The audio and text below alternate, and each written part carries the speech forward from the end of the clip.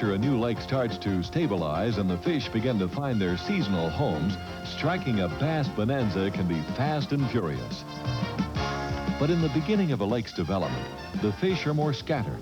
And even though they are, there's one main type of structure that's predictable for holding larger fish: creek channels.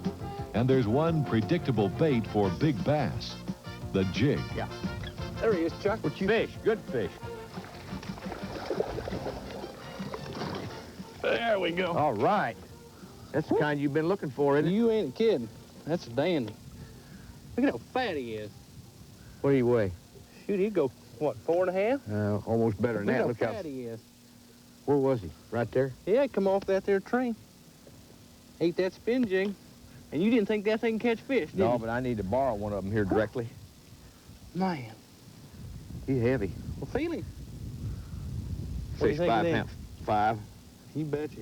He'll be 6 next time, won't he? Yeah. Be 6 tomorrow. There you go, boy. Well, that was fun. Now, see, what we got here, Chuck, is this creek channel winding. Run that trolling motor while I redo my bait. I got to retie. He had me around that bush. I'm just going to back it up and hold here. What he come off of was just that tree right along the edge of this creek channel winding through this timber. You know, a lot of people have trouble reading the timber, but if you pay attention to where these bigger trees wind their way through, follow your you way can just right follow through the creek channel through, and it gets pretty easy.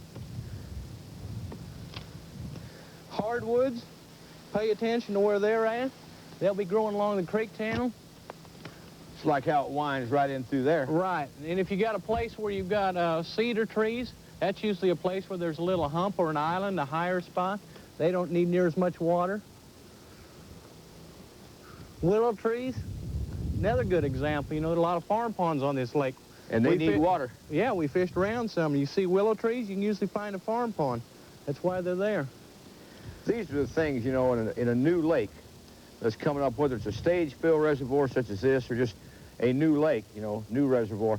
People just have to look at, you know, what's going on around them and think about it and write it down. You know, take notes, shoot pictures, take compass readings. Well, yeah, you got to pay attention to, you know, what you caught your fish off of and why, and it can answer and unlock a lot of secrets to the next fish. I've seen people, you know, they'll catch one, and they don't even really know what to come off of or what their bait was doing. A lot of times your bait's falling, that triggered the strike, or you're spinning it across the top of the water. You need to really pay attention to those details. All right, where you caught that fish right there is a point.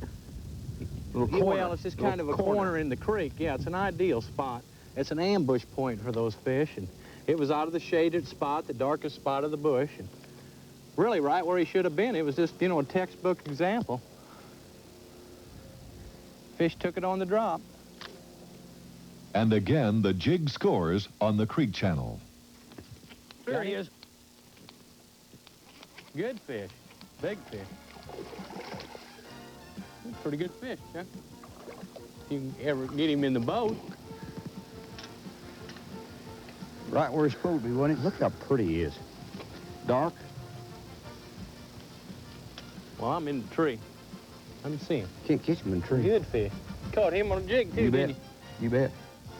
Although it's the belief of Denny Brower and many other pros that creek channels and adjoining shallow flats are prime areas, the professionals on the Bassmaster tournament trail know well there's always more than one fish-catching pattern, like these individual oak trees on a flat. And again, the jig. He flashed on it. How Slip big? your jig in there.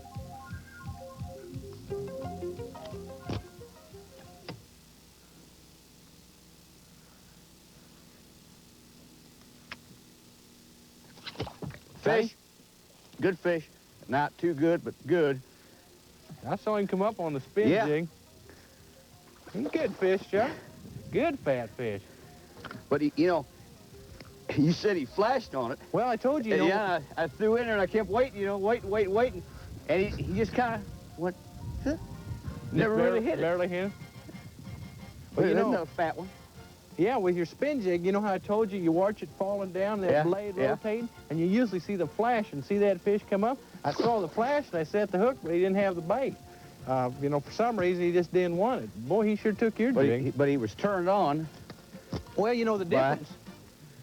Well, you know, like the water temperature's 80 degrees, and we're fishing jigs, and obviously the only reason we're doing that is to try to catch big fish right now. Right. This lake has got so many fish in it, you could probably get more bites fishing a small worm in these trees. But the jig, the regular jig, the spin jig, those are all good big bass baits. When you get a strike, it's usually going to be a better quality fish. All right, we've caught, see, 1, 2, 4 fish on the jig, and 3 of them have been good fish. Right. That's not too bad. Got a good one, Chuck. How big is he? I'm sitting down here Couple trying to pounds. get tied on. My goodness. And now it's time for the pros pointer, That counts. the how-to section of the Bassmasters.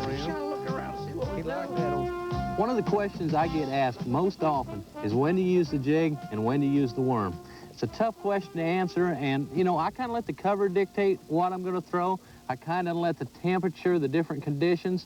Most people like the jig and the pork frog early in the year when the temperature's cold, and the reason for that is the fish are feeding on the crawdads, of course. Later in the year, when the water temperature warms up, they go to the worm. I think it represents a bait fish a little better in the water.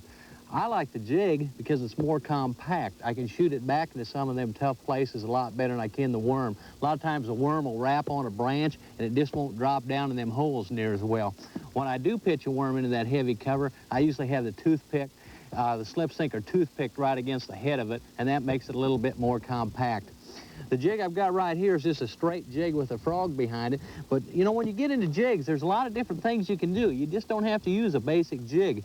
You can use what I call a spin jig. It's a combination between a spinner bait and a jig, and it'll flutter down into that cover, and a lot of times when the fish are just a little more active, they'll come out and grab that, and you can clear them of the cover a lot easier rather than putting it down in the cover itself. One other thing that you might try in real cold water when the fish are real inactive, there's some jigs on the market nowadays that have rattles built right in them, just like a rattle that we used to put in the worms, and you can put that right in the middle of that bush and just shake that jig up and down, and it'll agitate that fish into biting. Those are some of the things you might want to try. These creek channels and jigs, great bassing combinations for a lake of any age. But for future fishing, plan ahead, and here's a perfect example. The lake you're seeing is the same Skiatook Lake 2 weeks later, following heavy rains and flooding in the Tulsa area. Last October, the lake came up 17 feet, covering the area's dinier and chuck fish. It's a vivid example of why you should locate structure for future fishing when you have the opportunity. Now, next week, we'll be in the Catskill, New York area on the Hudson River for the New York Invitational, the very first stop on the road to the 1987 Bassmasters Classic. You'll not only watch the winner catching his bass, but you'll witness one of the most unlikely scenes in the history of Bassmaster tournament. We call it the Catskill Coffee Club, and you'll see why. For the Bassmasters, this is Ray Scott, and we'll see you next week.